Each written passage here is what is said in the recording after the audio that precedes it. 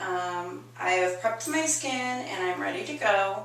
I have my wafer already cut and pasted. I use paste because I have a rigid scar and on the side, and it's really hard to just put a wafer straight on there and not have an issue. I will have an issue if I don't use paste. So I've got my generous paste. I am pre-cut. As you can tell, I'm a little bit oval in shape. And so I'm ready to pat dry.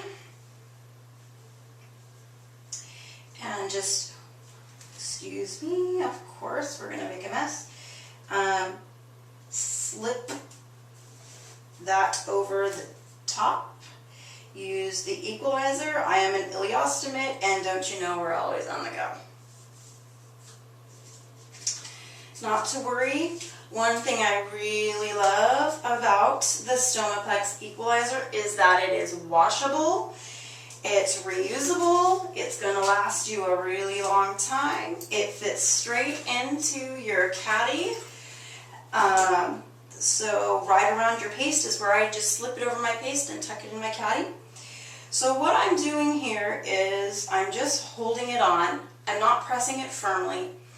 I'm thin enough to where I can really stick my fingers in there and get around. I choose the bigger wafer flange because I like to be able to clear the area to make sure it's clean, that there isn't stool just sitting on my stoma, even though in real life that's what it does.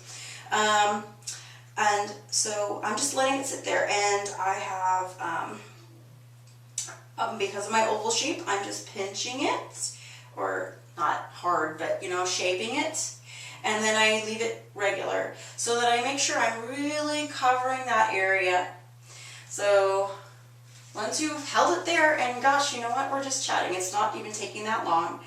You take your bag, clip it on, oops, of course I'm leaning backwards, and there you go. That's it. It was so easy.